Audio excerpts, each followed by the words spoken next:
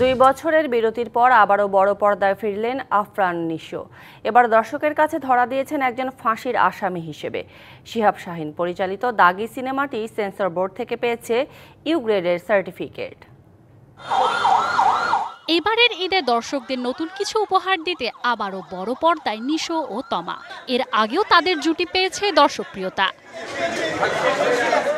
নিশান ও জেরিনের চরিত্রে বিরহ ভালোবাসার গল্প দাগি, একই সঙ্গে দুই চরিত্রেই রয়েছে অনুশোচনাও।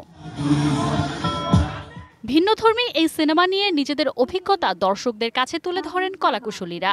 10 বছর পর সিমন সিনেমা বানাতে আসছি, 100% বাংলাদেশে নির্মিত।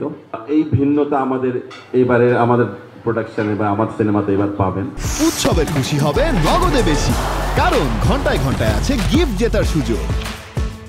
আমি না একটু অস্থির টাইপের, যে এটা কেন হলো, এখন কি করব, এটা কি হবে নিশো ভাই, সব সময় আরে বাবা আগে শান্ত হয়, সব ঠিক হয়ে যাবে। চরিত্রের খাতিরে এই চলচ্চিত্রে নিজেকে ভেঙে চুরে গড়ার কথা বললেন অভিনেতা আফরান নিশো। আমি কোনো থিয়েটার ব্যাকগ্রাউন্ড থেকে বিলং করি না, বাট এটা আমি যে অনেক বেশি প্রাউড ফিল করি তাও না। অনুশাসনের মধ্য দিয়ে একজন পারফর্মারের বড় হওয়া অবশ্যই উচিত।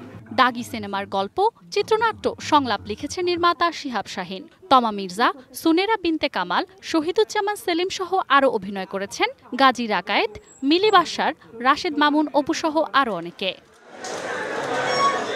Manjuma Afroz Nilima, DBC news, Dhaka.